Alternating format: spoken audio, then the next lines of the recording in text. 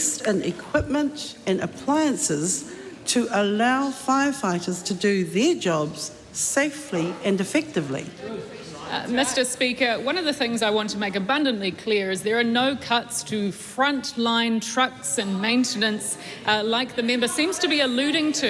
It has always been the case that when the two fire departments or agencies were merged, people wanted to see some sort of efficiency. That efficiency has never been found, not until this government.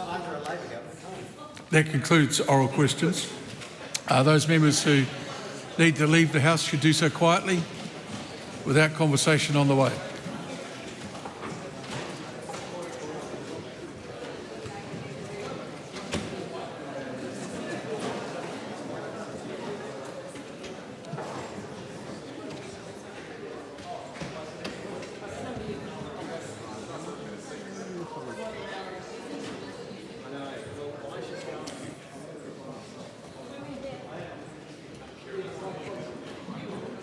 Call on Government Order of the Day. Adjourn debate on the Prime Minister. Before the clerk calls that, the House should just quieten itself while we get underway. Government Order of the Day. Adjourn debate on the Prime Minister's statement and the amendment proposed to it. Call on Ryan Hamilton. Thank you, Mr. Speaker. It's a pleasure to rise and to speak in reply to the Prime Minister's statement, which he gave back in January. It is a real privilege. But before I go any further, I would like many of my parliamentary colleagues around the House just like to acknowledge those that have lost their lives in the recent weather events, and of course also to friends and family of those that were affected. Ina runga mate haere, haere, haere atu rā. Madam Speaker, I really want to acknowledge our Prime Minister and our leader and the work that he's been doing over the last 2 years. There was some criticism that his speech was a little short or that it wasn't sizzling, but Madam Speaker, we take fixing the basics seriously, and there is so much that we have done as a government in the last 2 years that it was a case of going through and providing context, because it's very easy, Madam Speaker, to forget the environment and the economic situation we inherited, with massive debt, ministries falling apart, huge inflation, and then on top of all of that, Madam Speaker, he has been able to lead a government with the first three-way formal coalition in New Zealand's history. So for the first time in New Zealand's history, we've got a three-way formal coalition government, Madam Speaker. And I'm pleased to report that it's going very well, that this government, national-led government with our friends, New Zealand First and ACT, are strong, we're cohesive, and we're ready to go again later this year, Madam Speaker. I want to pay a special mention to a few of the key reforms that we've started, Madam Speaker. One in particular has been talked about yesterday by Minister Erica Stanford, and that around education. And it can sound simplistic when we talk about an hour of reading, writing and maths, but those basics are fundamental to our next generation of children. And things like removing cell phones from schools created a little bit of noise at first, but I go around and see schools and teachers thank us because it made their job so much easier. Some of the schools had the autonomy to make that decision themselves, but it was politically charged, dealing with parents and PTAs and board meetings, but the decision was the right one, and we've never looked back as a country, and people enjoy going to schools and hearing the noise of children in the playgrounds laughing and playing like many of us used to when we were kids. It's just fantastic. And Madam Speaker, also the changes around helping parents to understand what their children are actually learning. I was there as a parent trying to understand the process that they would use to grade our children, and we couldn't understand and we couldn't lean in. And there's so much more clarity provided to that now. It makes it so much easier.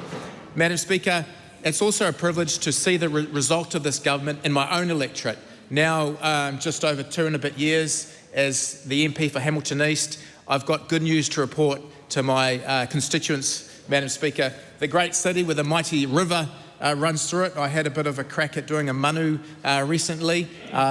It was terrible for those that saw it, but nevertheless, I had to go, Madam Speaker, and the community loved it because that river is very special to our community. It's a life force, the mighty Waikato. But Madam Speaker, there's some really good things happening in Hamilton coming up, and as much as it's Wellington's loss, we've got Homegrown, the music festival, which is going to be attracting 30,000 people to Hamilton on the 14th of March. Indeed, the city of the future. Thank you, Mr. Bidwar. We've got Balloons Over Waikato that will be attracting over 130,000 people over the 5-day event. Madam Speaker, it was a great day at the University of Waikato today. We had the Minister of Finance there. Well, I wasn't there, but she was delivering a great speech, and she was pleased to remind everyone that she could point to the Waikato Medical School, New Zealand's 3rd medical school, where 120 GPs will be being trained every year from 2028. It's so good. Madam Speaker, might I also say this is the year for the Chiefs, the mighty Chiefs, Madam Speaker. Kona Chiefs te timaha kina e tautoko ana o. I'm all for the Chiefs this year, Madam Speaker. The Regional Theatre has just opened up in the main street of Hamilton. BNZ Theatre, 1,300 seats available. It's going to be fantastic. Madam Speaker, I have a message for New Zealanders. Keep supporting this national-led government because we're all about fixing the basics and building the future. Suze Redmayne. Thank you, Madam Speaker. Our government was elected with an ambitious goal to get New Zealand back on track. We're seeing evidence of economic recovery, infrastructure investment, better health and education outcomes. We're on a roll, ladies and gentlemen. We've got safer communities across the mighty Rangitikei as we continue to focus on building the future. I'd like to take some time to highlight just some of what we've done and on some of the amazing communities and people in the mighty Rangitikei. First of all, a shout out to some of the kids I met from Huntly School yesterday who were in question time, and I caught up with them in the Education Centre last week. Outstanding. A tribute to what we're doing in education. Look, we're delivering for health as well, Madam Speaker. We've invested $12.7 million in 2 new modular CT units at Palmerston North Hospital. We're doubling the scanning capacity, so increasing it by 3,000 scans a year. It is fantastic. Shorter wait times, better outcomes. Brilliant. Just yesterday, Minister of Health Simeon Brown announced that we have started the construction on the new ED department. It's brilliant news for Palmerston North. It'll increase the capacity by 40%. The ED was built 25 years ago, and the demand for it has far exceeded what it was designed for. And it's going to stay open. It's going to stay open while they're doing the renovations, while they're fixing it up. It'll be ready in June 26. It's great news for Horowhenua and for the people of the mighty Rangitikei. It's fantastic, I'm telling you, it's fantastic. We're also backing law and order, and we're backing our police too. I'd like to take this opportunity to welcome Inspector Matenga Marty Gray, I was privileged to go to his pōwhiri on Tuesday in Levin, and he is the new area commander for our region. It was great to be at the marae in Levin, the Kohuturoa marae in Levin on Tuesday. I'd also like to take this opportunity to thank Inspector Ross Grantham for his 47 years of service to the police force and wish him well in his retirement. He deserves it. Look, one of the core values of the National Party is strong families and caring communities. Building and supporting strong families and caring communities. And as the local MP, one of the things I enjoy the most is getting out and about in our community. And it all came together for me at Waitangi Weekend. It started at the Rangatiran District Lions Club, where they have an annual Waitangi Day Gala. Absolutely brilliant. All the money raised it's raised for the community, in the community, and goes back to the community to support local projects. I went to Foxton, where it was an awesome family sort of fun day, and then I ended up in Lake Horowhenua with Muapoku's celebrations in full swing. Met the amazing Lulu, who taught me, believe it or not, with a pasta machine, how to how to transform flax and make hapani when it has that sort of textured woven feel. Incredible. Saturday and Sunday was all about celebrating our rural roots, and it was all about cheering. We went... So I'm talking about rural roots, I'm talking about... we're backing rural New Zealand in this economy. I'm telling you. When you're renowned for producing the best lamb in the world and wool, $4.5 billion in export receipts, it was great to watch the shearers. Thank you. Yeah. Well, you should be inspired by our farmers, Willie. You should be inspired. And now I've got to tell you a little story about the Argyle and Hunterville. Yes, I will. A little story about the Argyle and Hunterville. A fantastic pub. Listen up, yeah. The community got together, brought a building, set up a board of directors, and they rejuvenated it, re-established it, got it up and running, and they had a shearing competition on Sunday. It was absolutely amazing. Look, what I want to say is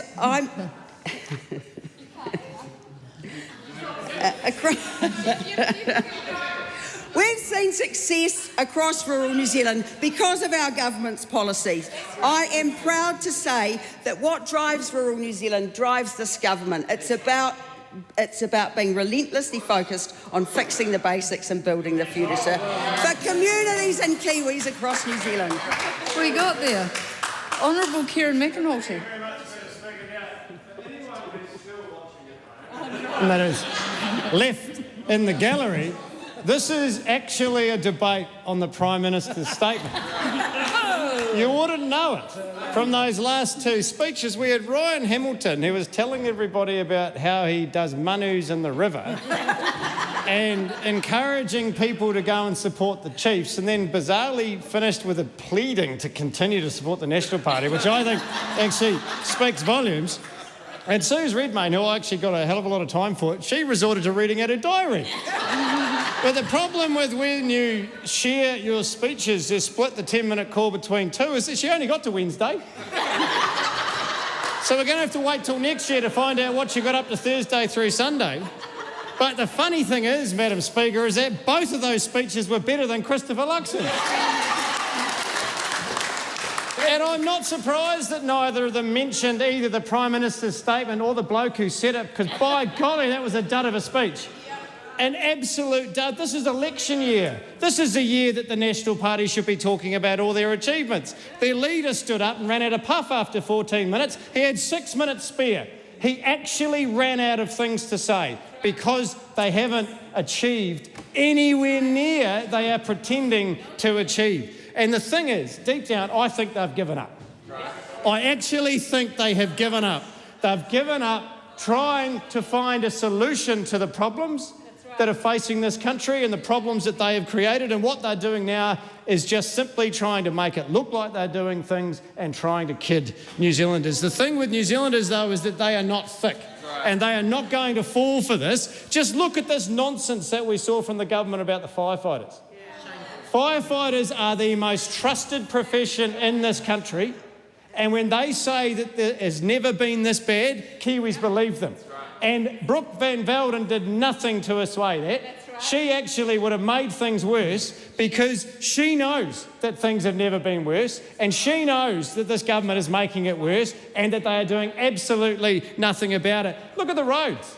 They've gone around the country promising almost every community a big flash road. They can't pay for it. And they know they can't pay for it. There is a massive gap in their roading budget, their budget. And Christopher Bishop thinks, I know, I've tried to kid New Zealanders. What I'll do is I'll just tell them. And then when I'm tried to hold to account, I'll say, oh, I've already told them that. It doesn't actually get them off the hook. They have promised $30 billion of roading, more than they actually can pay for. And then they turn around and say, oh no, what this country wants is certainty, because if there's a change of government, they want to know what you're going to do. I'm not sure that's the zinger they think it is. Because inherent in that is the fear, a real fear, that there's going to be a change of government. And there should be a change of government, because just this week sums them up. How are we going to address the cost of living? I know. We're going to put a gas tax on New Zealanders. And then what we're going to do, we're going to tell them that taxing them more will save them money. Genius. Genius. That is exactly what they have done. And I just don't quite get it, because surely they must realise that New Zealanders are smart enough to see through this nonsense. But no, they are still pushing it. They started calling it a levy, but then they realised that a levy is a tax, so we better not call it a levy, and then denied it was a levy, only for Winston Peters to say it was a tax, and David Seymour to say it was a levy, and the Cabinet paper to say it was a levy, but Simon Watt said it was a charge. And then Christopher Luxon said it was a fee. But whatever it is, it's higher costs for New Zealanders, and it is not going to achieve what they said it's going to achieve. There's one way to clear this up. They could release the modelling. They say they have, but they actually haven't. There's a reason why, because it doesn't add up. And neither does their claims that things are getting better for New Zealanders. Now, I've got a question for my colleagues. How many people have come up to you in the street over the last week or two and have said, things are getting better? Any? No, none. And I guarantee if I ask the Green Party, they'll give the same answer. Have you had anyone come to you? No. I don't want to know who's come up to New Zealand First and said things. They've been talking to the cookers, so I'm going to leave that one out of it. But I bet you Acton National will claim that they have, because they are talking to landlords and they are talking to large-scale multinational businesses, the two groups that they are here to serve. They are certainly not here to serve ordinary New Zealanders. They are certainly not here to serve workers, and you only need to look at their voting record this week, where they are stripping rights away from New Zealand workers. The only people who are actually doing it better off because of this government are their mates. They are a party of and for landlords, and that couldn't be more obvious, because that was one of the first things they did when they came into government, was to give landlords a $3 billion tax cut and then turn around and say, sorry, we don't have money to pay our lowest wage workers anymore. We don't have money to put into firefighting equipment. We don't have money to put into all these massive gaps in health. New Zealanders are seeing through it. You can only get a fib through so many times, and it's wearing incredibly thin. What New Zealanders want to see from this government is solutions, not blame, because that is all you get. It doesn't matter. They are the ones that decided to prioritise tax cuts for those who didn't need it. They are the ones that decided to prioritise tax cuts for tobacco companies. And they are the ones that are now underfunding crucial services in this country. And when they turn around and blame the previous government, no one believes them. No one believes them, because they know it isn't true. They know it doesn't stack up, and they know that these guys are getting increasingly desperate. This is why they have started little political games like calling for us to support this and support that, because they're worried about losing their jobs. That is why they are starting to do inquiries that report back 1 month before the election, because they want somebody else to blame for their own mistakes. But New Zealanders will see right through it. Just look at their record on housing. We saw the biggest attempt at gaslight today. Look how good we are, Chris Bishop said. Look how good what we've done with Kaingaora. He forgot to mention that actually they've cancelled 3,500 house builds through Kaingaora, and they have cancelled emergency housing. Homelessness is at the highest record ever. Those on the front line are saying it is the worst that it has ever been in living memory. And when the City Mission says it's the worst it's ever been, and they've been around since before World War II, everyone should take note. They have caused the biggest increase in homelessness in this country's history. And then what they try to do is turn around and say, hey, look, we've turned things around. Look how good we are. Kiwis will not look through it.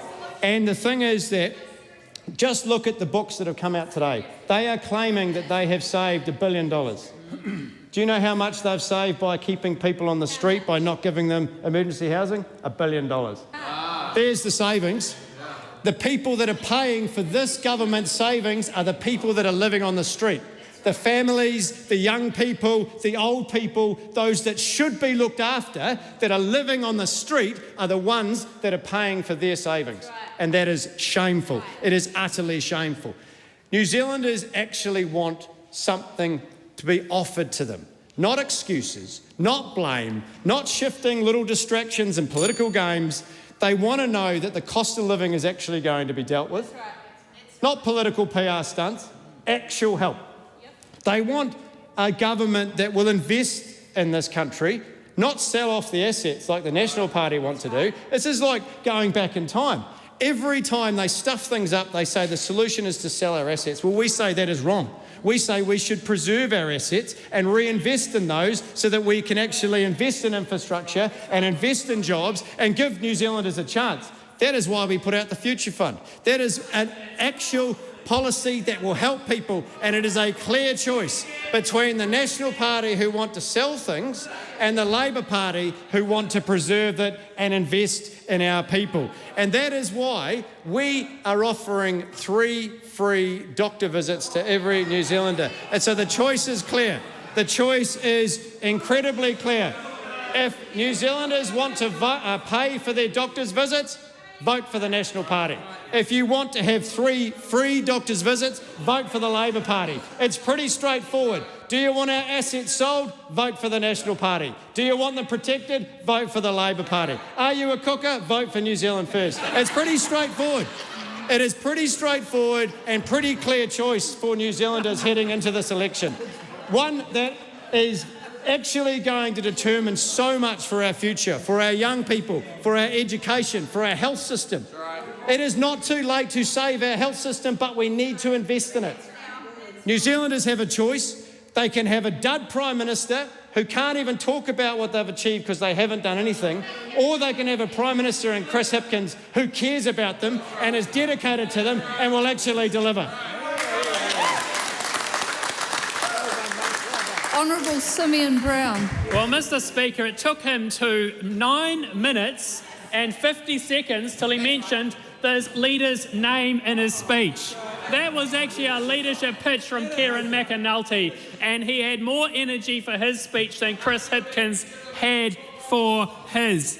Mr. Speaker, this government has a clear plan that we're delivering for New Zealand, and we had a fantastic speech by our Prime Minister, Christopher Luxon, where he set out our plan to fix the basics and build the future, and to clean up the mess left behind by the Labor Party of their 6 years in government led by Chris Hipkins. And we've got to remember what Chris Hipkins did. He was Minister of Police. Minister of Police. How did that go? Ram raids up through the roof. He was Minister of Health. And what happened to waiting lists? Skyrocketing waiting lists with thousands and thousands of people waiting. The number of people waiting for an elective, waiting over 4 months for an elective treatment went up by over 2,500%. And Chris Hipkins was the Minister of Health. He was the Minister of Education. How did that go? Well, he wasn't focused on reading, writing and maths, was he? If they knew a bit about maths, maybe they wouldn't have left this country so screwed up fiscally, which is what we are having to left behind. And maybe if he had done a bit more maths, he would have worked out that 7% inflation ain't a good number. 7% inflation, that's the mess left behind by the Labor Party. And so we have a big job in this government to fixing the basics. And that is a tough job. We are making the tough decisions that the last government wouldn't make. We've got wasteful expenditure under control. Remember what they did. $230 or $70 million spent on consultants for Auckland Light failed. $270 million. And they have the gall to now get up in this House to talk about transport policy. And how many metres of track were built, Mr. Tangi Utakere? Not 1 metre of track, despite over $200 million being wasted on consultancy expenditure under that government.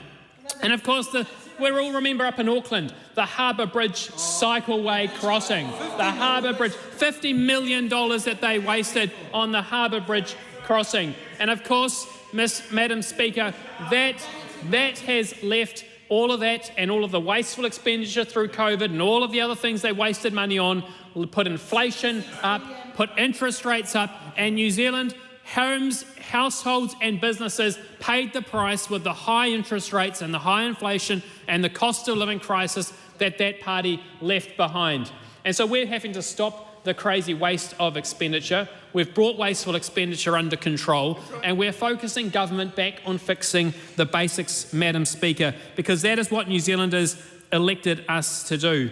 And of course, we're doing that whether that's in transport, focusing on fixing the potholes, whether that's on health, reducing wait lists, whether that's on education, actually making sure we get children reading, writing and maths, 1 hour a day of reading, writing and maths focused on achievement, not woke ideology by the Labor Party. We are focusing back on the basics on this side of the House. And I'm incredibly proud as Minister of Health to see the progress that we are making when it comes to healthcare. And of course, we're reminded when Labor came to office in 2017, 89% of people were being seen within 6 hours in our emergency departments. That went back to 67.5% under Labor.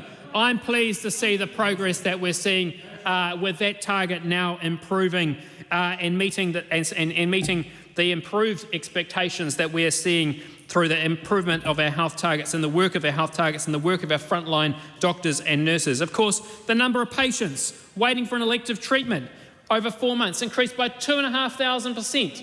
Well, we've brought elective boosts in. We're working across the public and private systems to get more people, their hips, their knees, their cataracts done sooner. We've hired around 2,000 more nurses in Health New Zealand, hundreds more doctors working on the front line. They were focused on restructuring the health system during a pandemic. Hundreds of millions on consultancy expenditure, changing logos and letterheads. We're focused on patients, focused on frontline workers, focused on delivering. They talked about health infrastructure. 6 years talking about the Dunedin Hospital. We've got a construction contract signed to deliver it. We're getting the work done. They talked about it. They said they'd get spades in the ground for the Nelson Hospital between 2020 and 2023. A spade probably didn't even arrive in Nelson. We've now funded the build of that hospital. And of course, we're getting rapid build wards put up and down the country. And of course, even in Palmerston North yesterday, an extension of the ED services. We are delivering the infrastructure that our health system is needing. This is fixing the basics and building the future and cleaning up the mess left behind by the previous government. And that's all, of course, because we also have invested record funding into our health system with over $16 billion across 3 budgets into our health system. That is funding going to the front line, going to more services, getting more done. We've had a 10% increase in elective surgeries being delivered in our health system over the past 2 years because of our focus on the frontline services. And of course, Madam Speaker, we're also focused on building the future. And one of the most exciting things that is progressing this year is the new Waikato Medical School. Such an exciting advancement for tertiary medical training in New Zealand, a 3rd medical school which is only happening because we have a national government. We campaigned on it and we're delivering it. If Labor had got re-elected in 2023, that would not have happened. We wouldn't have as many doctors being trained here in New Zealand because on that side of the House, they are not taking the long-term future. We're not only fixing their mess, but building the future. And we have spades in the ground, construction underway. We are a government of action and a government of delivery. They are a government of all just talk and focused on themselves. And of course, Mr. Speaker, all the things that they have talked about. I notice there's one thing missing from Kieran McAnulty's speech, and I haven't heard much of it from the opposition. Well, there's a lot of things missing, wasn't there, Rima? But it was a good leadership pitch, if that's what he's after. But no one on the opposition's talking about the capital gains tax, are they? No one's talking about the capital gains tax. Why wouldn't Kieran McAnulty, the wannabe leader of the opposition, not want to talk about the capital gains tax? The capital gains tax, which they don't want to talk about. Well, maybe that's because they're not sure whether that's just the only tax that they're going to try and bring in. And of course, they don't quite know what sort of party coalition makeup. You've got Chris Hipkins saying, well, we're not really keen to work with Te Pāti Māori. And of course, Willie Jackson's out there saying, we're going to work with Te Pāti Māori. And of course, you just have to go through the taxes that the Green Party and Te Pāti Māori want to bring to the coalition of tax on the other side. The wealth taxes, the inheritance taxes, the savings taxes, the death taxes, the KiwiSaver taxes, the property taxes, the savings taxes. If it's got a tax, they're right there. They love those taxes, don't they, Madam Speaker? They are addicted to spending. They are addicted to borrowing. and they're addicted to taxing hard-working New Zealanders and stopping them from getting ahead. On this side of the House, we're proud to have delivered tax cuts, reducing the tax burden on working families, the first time in 14 years, something the last government failed to do.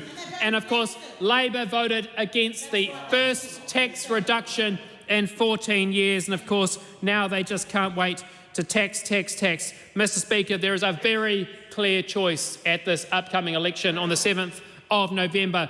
Vote for a National Party for lower taxes, vote for a Labour Te Party Māori Green Party coalition of taxation, a coalition of increased taxes on working families who are trying to get ahead. We're focused on fixing the basics and building the future, fixing the problems left behind by the last government, the high inflation, the high interest rates, making the difference on our core public services and reinvesting in frontline services like health, education, law and order. We're seeing a significant improvement in safety on our streets. And when we get out there and talk to our communities, people are telling us they are feeling the difference in our communities, in the classroom, on the streets. They're seeing our health system focused on them as patients, not on bureaucracy. So, Mr. Speaker, we have a lot more work to do, but we have a plan to do it. The Prime Minister's statement clearly outlined that plan, and we can't wait to get on and get it done. Yeah. Kahurangi Carter. Thank you, Madam Speaker. We've heard the Prime Minister say he's serious about building the future. We've heard this over and over again, and it's clear that the future he is building is for the privileged few and his big dog corporate mates who keep lining their greedy pockets with the hard-working money of the pockets with the hard-working Kiwis' money. When people show you who they are, believe them. The PM's blanket budget cuts honour the National Party's God, the economy.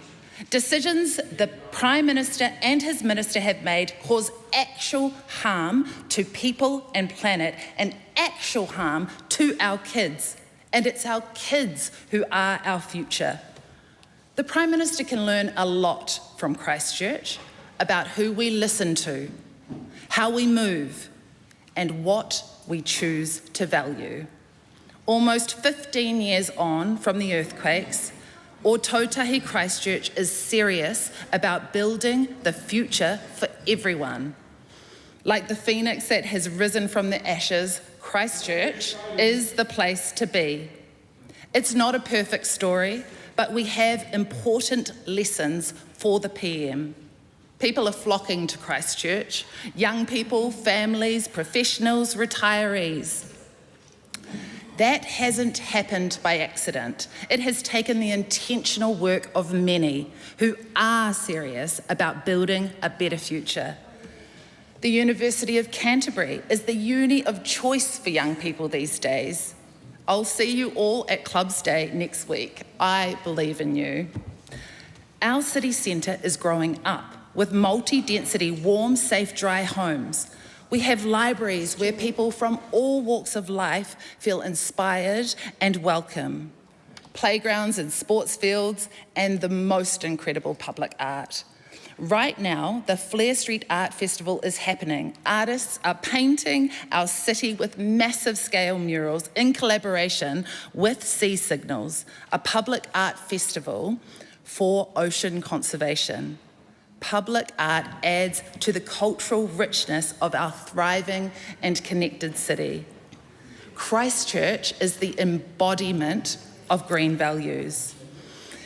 Every day I wake up in Christchurch, I am reminded why I fight so hard alongside my Green team for the changes needed in our beautiful country. Ōtautahi has shown the Prime Minister that green cities are a reality in Aotearoa. Today, I share 3 lessons for the PM that he can learn from Christchurch, because Christchurch is serious about building the future, not just for the big dogs, but for everyone.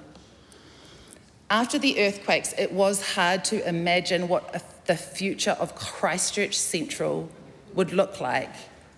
Today, Christchurch is thriving because the people of Christchurch are resilient and care about each other. Today, Ōtautahi today was once a vision that is now a reality, a vision for building a future for everyone. The first lesson that Christchurch has for the PM is that partnerships with mana whenua have profound results. The mana whenua of Christchurch is Ngāi Tuahuriri, and they have played a central role in reimagining our city. Has it been perfect? No. Is there more to do? Yes. But this Luxon government has taken a sledgehammer to partnerships and community building. Christchurch is not afraid of Māori language on signage. You will see Māori names incorporated into the fabric of our beautiful city. 15 years ago, people didn't know the Māori name for Christchurch. Now everyone knows Ōtautahi is Christchurch. It's not confusing or scary, it's beautiful. After the earthquakes, our communities came together, Ngāi Tahu, Ngāi Tuahuriri, the local council, local businesses, artists, community leaders, and the wider community, stepping in where the government failed. Today, and together in partnership, they were serious about building the future. Many parts of Christchurch, where people used to live, became a red zone, where thousands of homes were demolished and communities were uprooted. But through disaster comes opportunity, and the red zone, which the Ōtākaro Avon River flows through, has become a green zone. And I've joined hundreds of volunteers who have planted over 50,000 native trees already, thanks to the wonderful work of Conservation Volunteers Christchurch, planning a future for our kids and every generation after. The second lesson for the PM is how designing our cities around people, not cars, works. In Christchurch, we have safer streets, more connected communities that is building stronger local economies. Like many parents, I want my kids to be safe when they're walking or biking to school. This year, Christchurch was named the #1 most bicycle-friendly city in Asia and Oceania. That didn't happen by accident. That was our community and having a bold vision. But the Prime Minister doesn't share Christchurch's vision for our future. His government cut almost $1 billion in planned transport funding for Christchurch. We were going to have $800 million for mass rapid transport, and our Green MPs, Lan Farm and Mike Davidson, who were local councillors at the time, secured $78 million for bus improvements. But Luxon's government was like, nah, actually, we know better. There would have been money left for cycleways also. Almost $1 billion secured for Christchurch, ripped away by Luxon's government. But still, Christchurch will rise like the phoenix. Just last week, Spokes Christchurch held an event for the public about improving Ōtautahi's cycleways. And Greater Ōtautahi members fight for better public transport so everyone can participate in community. Our city centre is thriving and our local businesses love it. Christchurch has proven that cities designed around people, not cars, is not green idealism. Walkable, bikeable cities are mainstream and practical and help cities and the people that live in them. In New Zealand, 1 in 5 children live in a household where food sometimes or often runs out. When the Prime Minister was questioned about this, his reply, we're fixing the economy. The callousness of that reply when children are going hungry through no fault of their own. And then we've got Discount Dave cutting school lunch money, all while children in Aotearoa are going hungry. Our Christchurch community shows up with the supermarket at Christchurch City Mission, where people have dignity and choice. At Satisfy Food Rescue in Kairos, who save food from going into landfill and redistribute it to the community, filling hungry bellies. food to farm, activities for kids like at Te Pā o Rākai Hautu, local solutions that make life better for people in Christchurch, where kids don't go hungry. The Ōtautahi Youth Hub opened in Christchurch in 2024 because local visionaries like Dame Sue Bagshaw know when our children and young people get the support they need, the future of Aotearoa New Zealand is bright. Dame Sue has fought for trans rights since forever ago because trans people are a part of our community and deserve to be safe and to have access to health care. All this while the Prime Minister allows his ministers to incite hate that causes actual harm to trans and gender diverse people. The Prime Minister allows his ministers to cut child safety care organisation funding and say they are cash cows with no evidence, and then use the reasoning to cut funding to safety care organisations without even looking at how that will affect children. In the Salvation Army report released yesterday, it showed the horrific reality that after child safety care organisations had their funding cut, violence against children has increased 44% in 2024. Is that the Prime Minister's vision for building a better future? Our youth hub provides everything Christchurch's young people need. But Luxon's government has cut funding to Tētahi Youth, to Whakarongo Mai, the Voice Whakarongo Mai. It's clear that the Prime Minister is serious about building a future where our communities are the ones picking up the slack. Honourable Chris Pink. Thank you, Madam Speaker. I rise in support of the Prime Minister's statement to begin the election year 2026, a year of fixing the basics and building the future. Indeed, it's been a term of that, Madam Speaker, and I look forward to explaining to the House just how well we're going in various parts of the economy that we are restoring, along with law and order, and providing those health and education services so well for this country. But first, Madam Speaker, I do want to just take a moment to acknowledge the tragedy that was the events of the severe weather suffered by various parts of the North Island earlier this year. The Prime Minister and others have been on the ground. They've been working closely with locals, including iwi and other community groups, first responders, NEMA, and I do want to shout out and thank all those who have worked so hard in the community. In the days and nights of those events, Madam Speaker, the response was hugely important, but the recovery is important as well going forward. I'm really grateful to the Prime Minister for entrusting me with a role to support Mr Mitchell in helping those areas recover. I want to commit to the House to work in a non-partisan way across the House, and we've had good interaction with local MPs of different political parties, including, of course, national MPs on the ground, and I've been delighted to spend time on the ground with them in areas such as Northland, the Coromandel, East Coast / Tairāwhiti, and all these areas that are affected, Madam Speaker, including, and I saved the last mention for the Tauranga area and the landslides that caused the tragedy at the campground, and also across at Welcome Bay, Papamoa. We acknowledge, we respect the memory of those who have lost their lives. We're determined to learn the lessons, Madam Speaker. We're also determined that our ongoing work to improve resilience in terms of flooding, in terms of roading, will continue. And as part of the government's broader effort to build the future, we know that we've got to have sensible climate adaptation plans, and I'm grateful to be part of a government that is focused on doing those things for the long term, as well as acting in the short term to alleviate the pressure that these communities are feeling. As far as fixing the basics goes, Madam Speaker, I'm really pleased that with a building and construction sector that we inherited in the doldrums, to say the very least, with all the macroeconomic factors and the morale of the workers, the tradies, of course the chippies, the plumbers, the sparkies and so on, at record low because of the conditions that arose following the COVID-19 response, following the high interest rates, that followed the inflation fuelled by high government spending, Madam Speaker. These have been tough few years for the construction sector. The good news, Madam Speaker, however, is that we have turned a corner.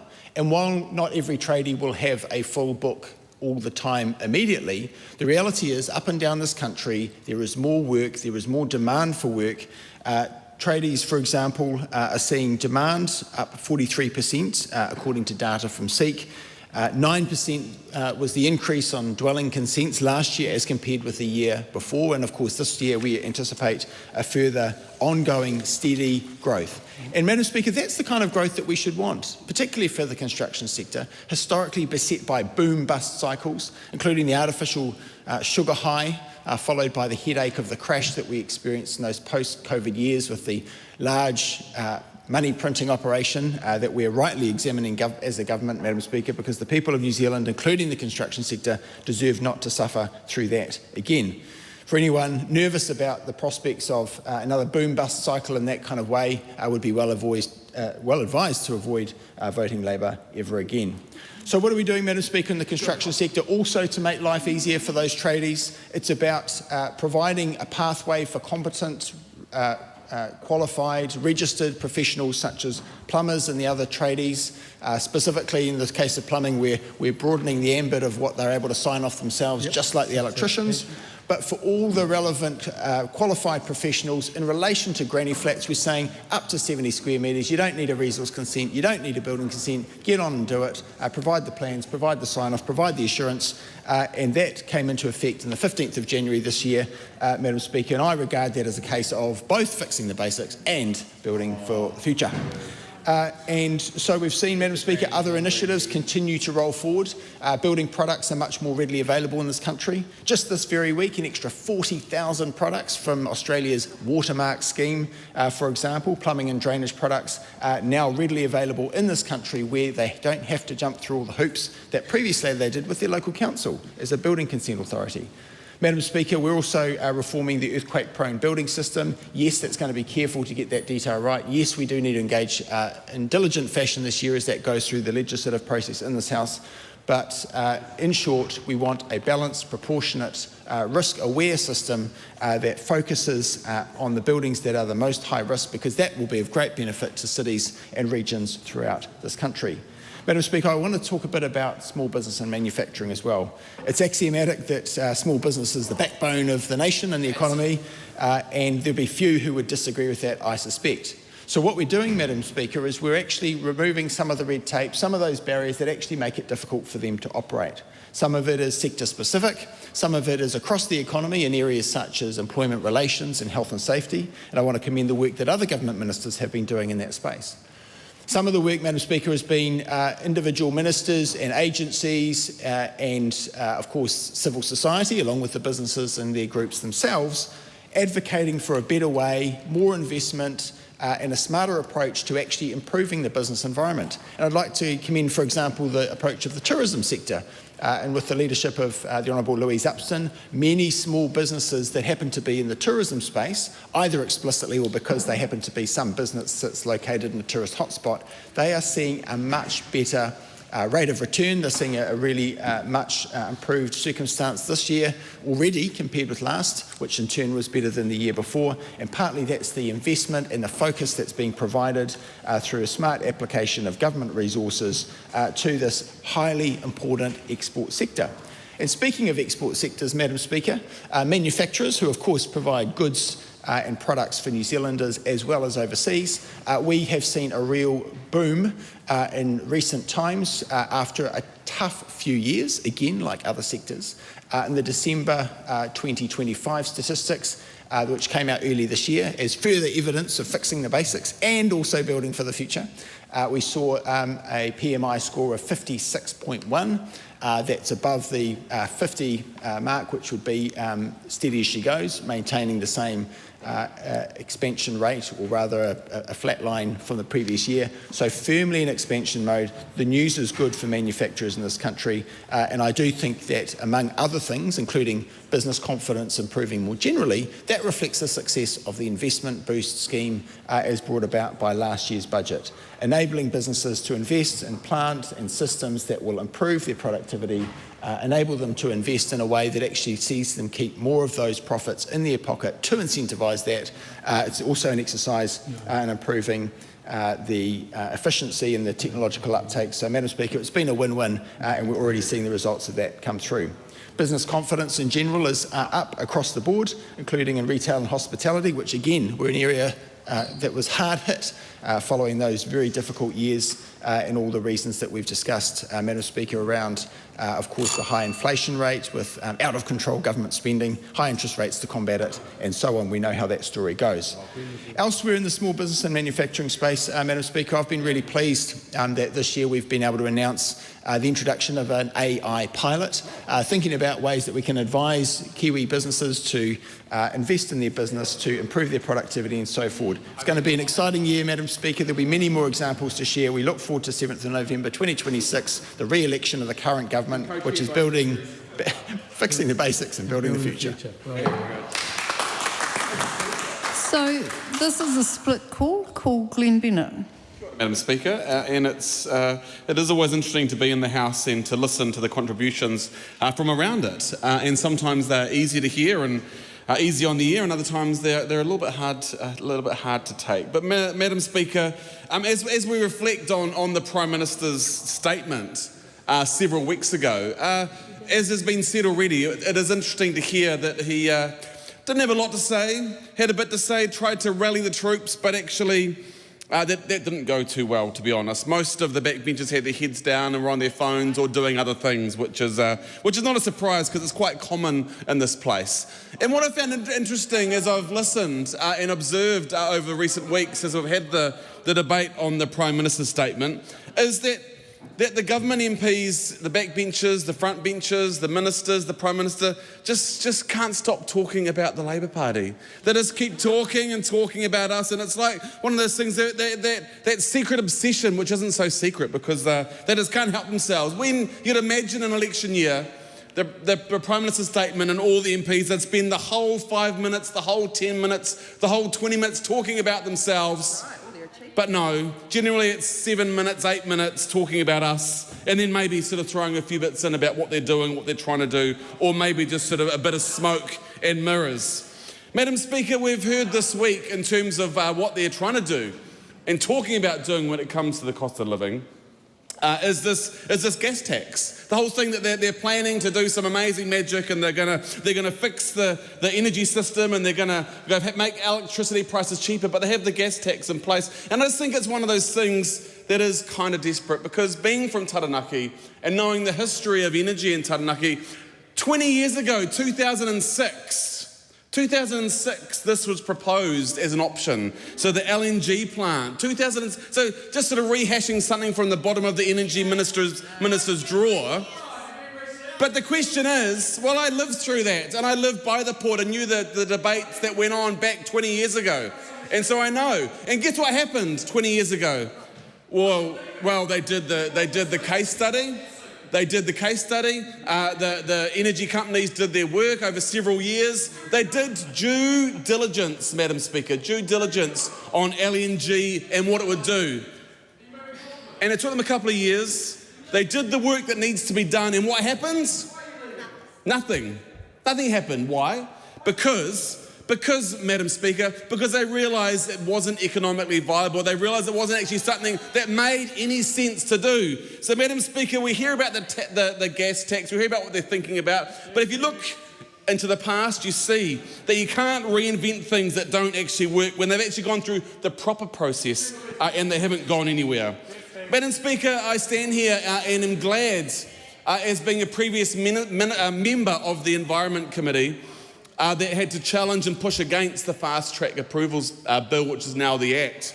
And so again, to stand and see last week that a court ruling meant, the judge ruled on the case for seabed mining off the South Taranaki coast to say no. And we know that this is the preliminary decision, but it is good news, Madam Speaker, for the people of South Taranaki. It is good news for the people of New Zealand, but more than that, it is good news for our environment, for our oceans, for our fish, for our Maui dolphins, Madam Speaker. And I'm glad that such a horrendous piece of legislation, such a horrendous act, at least we have a moment of clarity when we say, no, this isn't going to work. And Madam Speaker, we need to reflect on homes and the challenge we have and still have on homes. And again, I come back to New Plymouth and Taranaki. And for us, when we were in government, we built more homes than we had for generations. And again, in Taranaki, it was the same thing when it came to our social housing. We had so many on the go, Of course, they were cancelled by this government. And what have we seen? What have we seen? We have seen a 200%, a 200% rise in homelessness in Taranaki. A 200% rise. Listen up, because you should be ashamed of that. The members of the government should be ashamed of that, Madam Speaker. Thank you, Mr. A Bennett. 200% rise in homelessness since this government has been in office. And if you're not doing anything about that, you should actually think about your future when it comes November the 7th. One, whether you should stand, or two, the fact that you'll potentially lose your seats. Madam Speaker, we can't support anything that this government is talking about. This Prime Minister said we do not support the Prime Minister's statement. Dr. Tracy McClellan. Thank you, Madam Speaker. And, Madam Speaker, it's good to see the National Party MPs choosing to conclude all of their contributions to the Prime Minister's statement in the very similar way that the Prime Minister started it, isn't it, this afternoon? A bit lacklustre, a bit boring and a bit short. That's right. But even before Christopher Luxon stood in this House and gave his Prime Minister's statement, which we've heard should have been his one big chance to celebrate all his achievements, right, but fizzled out about 6 minutes early, he and Nicola Willis stood in front of New Zealanders in various fora around the country on the hustings during the election campaign, and they made a very explicit promise to New Zealanders. They said, trust us, we'll fix the economy, we'll fix the cost of living, and we'll make life better. Well, here we are. Disappointed but not surprised. Right. And for the people across Banks Peninsula, for the people across Christchurch, and for the people across all of New Zealand, there is a really simple and a really honest question. Does this feel better? No. Because what people are actually living with and living through tells a really different story to the yarn that's being spun on this side of the House. Unemployment is rising, more businesses are going under, more and more people, especially young people, are deciding to sling their hook and head across the ditch. And this is not a recovery, Madam Speaker. It's a warning sign. This is a warning sign.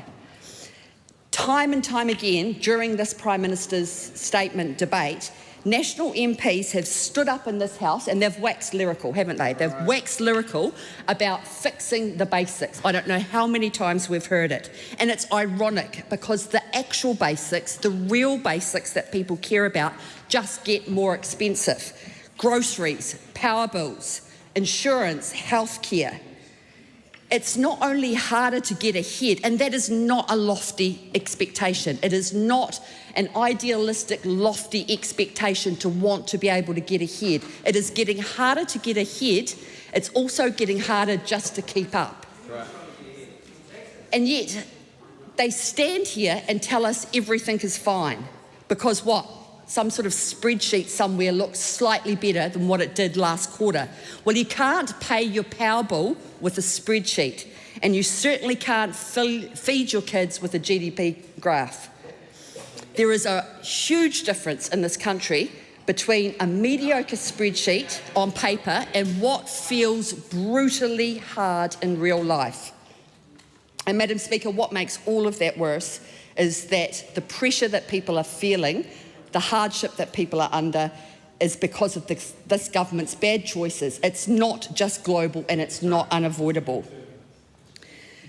And look, the government are allowed to make choices. That's their prerogative. No one's denying that because it all comes down to choices. But the people paying for those choices are actually our families, they're our workers, they're our small business owners, they're young people who are just simply trying to get ahead.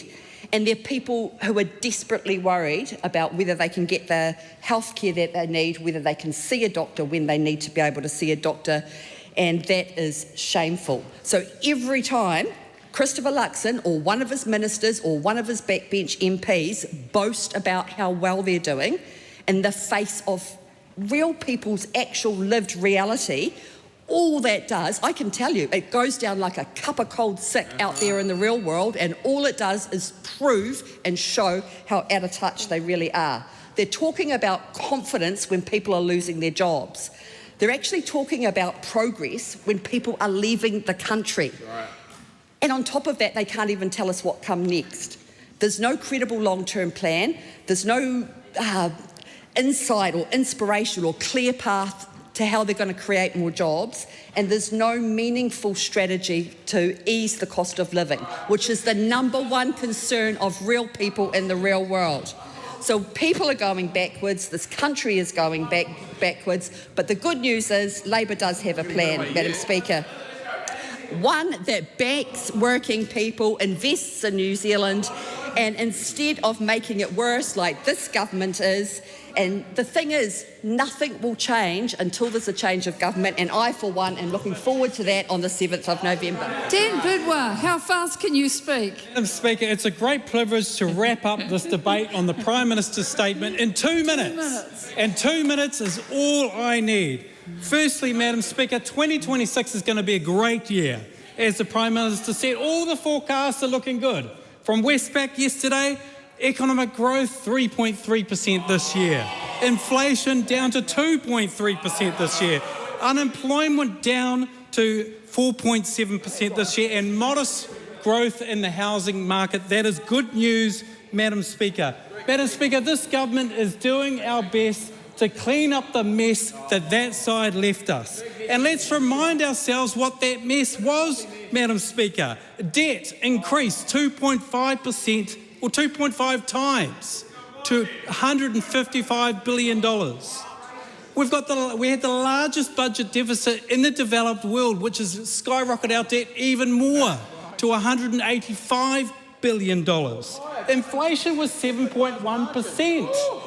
And we had rising unemployment. So, Madam Speaker, we take responsibility for cleaning up the mess and the fire that the arsonists on the other side left us. And that is about fixing the basics and building the future. Fixing the basics in education and health and law and order, building stuff and in our government finances, and building the future so that my kids, your kids, everybody's kids have a great future here in New Zealand and don't have to up and leave like people from decades have around the world. So, Madam Speaker, it is a privilege to be here to witness my colleagues on this side of the House working hard. We've got the Minister of Building here. We've got other members of Parliament, ministers here from ACT, from New Zealand First. It is going to be a great campaign. I'm looking forward to it. I don't hear that side at all, and I commend the Prime Minister's statement in the House today. The agreed time for this debate has expired, so the question is that the amendment in the name of the Right Honourable Chris Hipkins be agreed to. Those of that opinion will say aye. Aye. To the contrary, no. No. The noes have it. Party votes being called for, please, Clerk. New Zealand National. 49 votes opposed. New Zealand Labour. 34 votes in favour. Green Party of Aotearoa New Zealand. 13 votes in favour. ACT New Zealand. Votes opposed. New Zealand First. 8 votes opposed. Te Pāti Māori. 4 votes in favour. Taku Te Whereas. 1 vote in favour. Maria Meno Kapakingi. 1 vote in favour.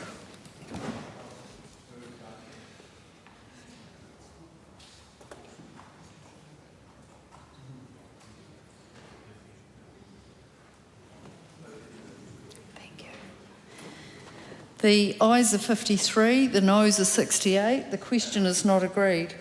The question is that the motion be agreed to. Those of that opinion will say aye. Aye. To the contrary, no. No. The ayes have it.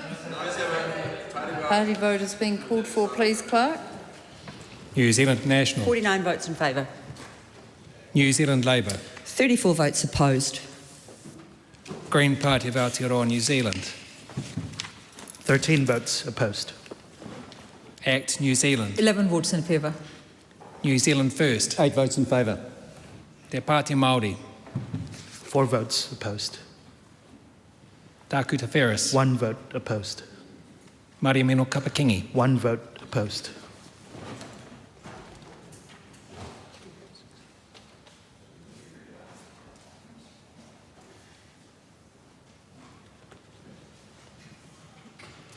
The ayes are 68, the noes are 53. The question is agreed. I call on Government Order of the Day number 1. Health and Safety at Work Amendment Bill, first reading. Honourable Brooke van Velden. Madam Speaker, I present a legislative statement on the Health and Safety at Work Amendment Bill. That legislative statement is published under the authority of the House and can be found on the Parliament website. Honourable Brooke van Velden. Madam Speaker, I move that the Health and Safety at Work Amendment Bill be now read a first time. I nominate the Education and Workforce Committee to consider the bill. At the appropriate time, I intend to move that the bill be reported to the House by 13 June 2026. Madam Speaker, New Zealand's rates of work-related deaths, serious injuries and illness remains unacceptably high. At the same time, many businesses, particularly small businesses, have said they struggle to understand what is required of them and where they should focus their health and safety efforts. In 2024, I travelled the country on a health and safety roadshow to find out